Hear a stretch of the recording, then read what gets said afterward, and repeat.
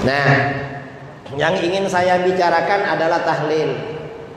Membaca tahlil oleh kelompok mereka dibid'ahkan dan dibilang sesat. Tahlil itu gak sesat. Karena tahlil itu artinya, maksudnya bacaan-bacaan zikir pahalanya untuk menolong orang yang meninggal dunia. Siapa yang pertama kali membaca zikir untuk orang mati? Yang pertama kali mengajak baca zikir untuk orang mati adalah Rasulullah, bukan orang Jawa, bukan orang Aceh. Apakah ada hadisnya? Banyak hadisnya. Minta berapa hadisnya?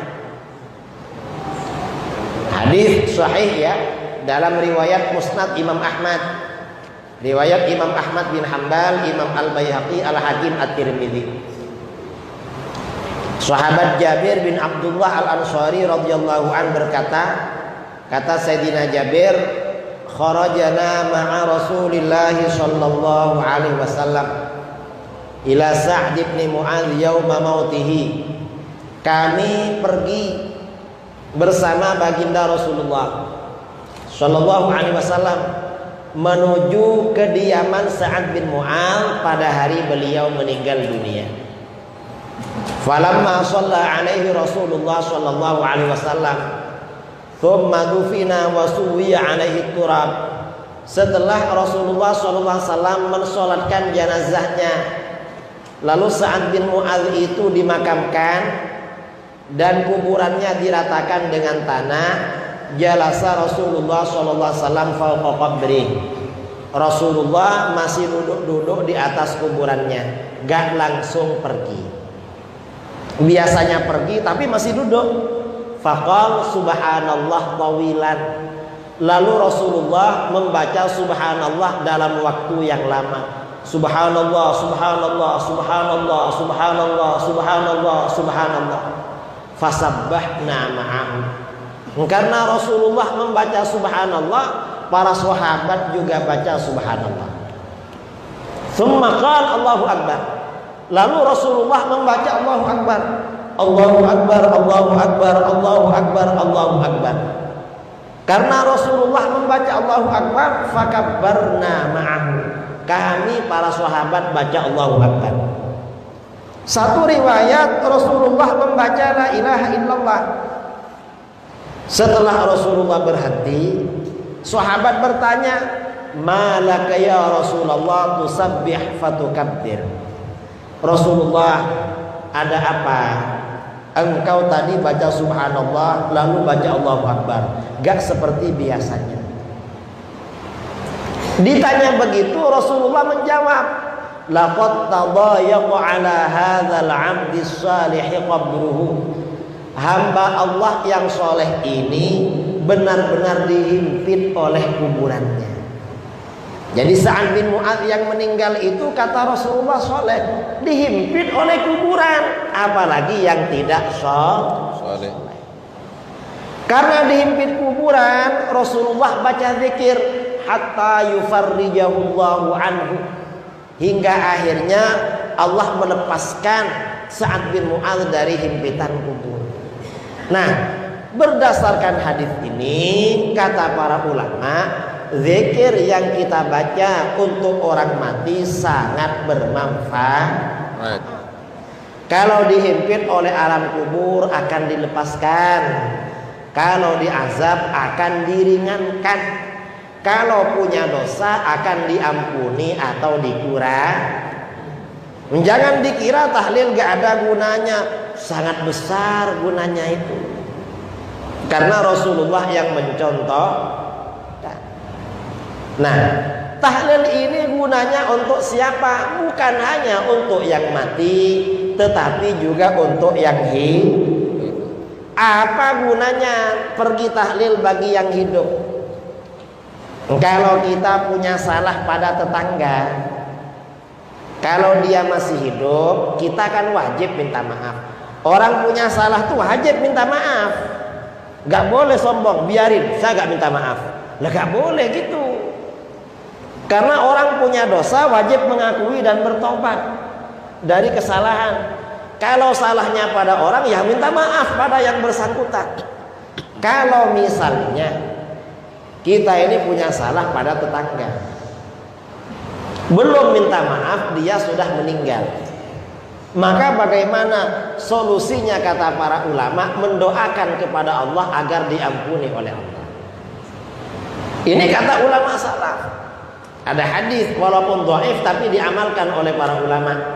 Hadis riwayat Imam Al-Baihaqi, kaffaratu man igtabtahu an tastaghfira lahu ba'da mautihi. Yang menghapus dosa kamu pada orang-orang yang kamu bicarakan keburukannya, kamu rasani kejelekannya, kamu mendoakan ampunan kepada Allah baginya setelah dia meninggal. Artinya apa? Kalau ada tetangga meninggal, kita membacakan tahlil. Paling tidak selain membantu yang ditahlilkan, kalau kita punya salah, itu cara kita bertaubat kepada Allah. Itu caranya. Jangan dikira gak ada dalil. Itu kalau yang mendoakan orang lain. Kalau yang mendoakan anaknya, anak mendoakan tahlil, mendoakan istighfar, ampunan untuk orang tua, itu besar sekali manfaatnya.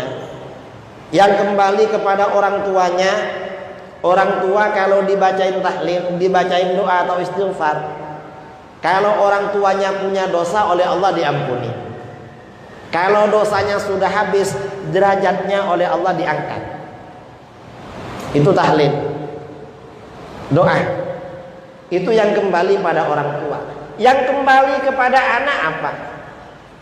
Yang kembali kepada anak, anak yang rajin mendoakan orang tuanya, hidupnya di dunia akan dimudahkan oleh Allah. Amin Allahumma.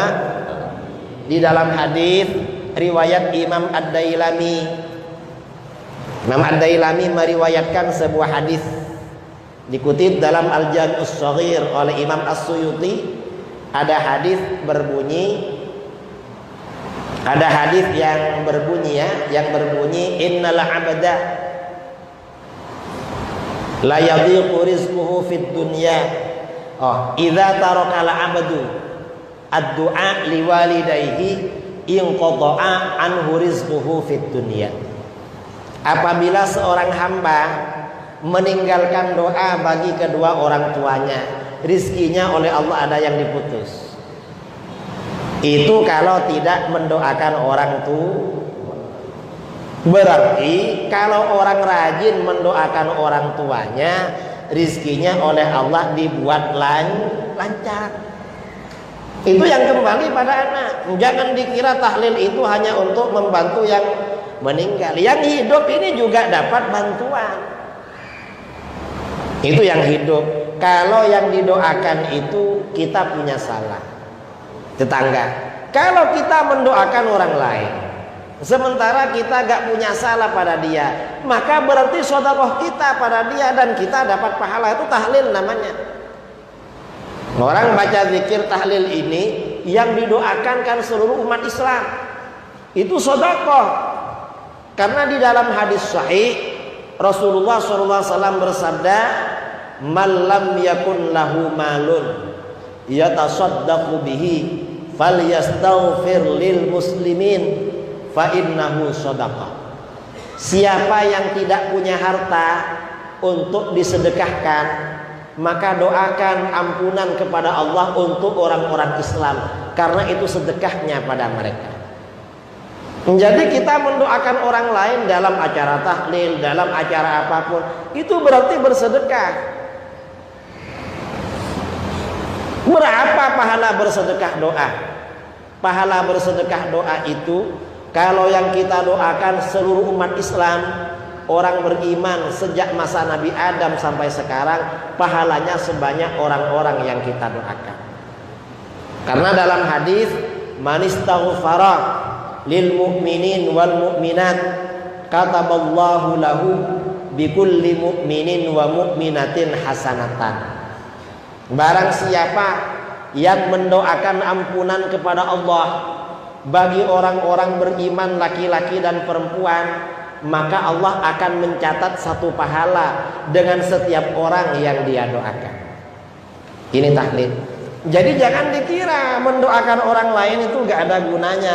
Selain sedekah, itu pahalanya juga luar biasa. Itu tahlil.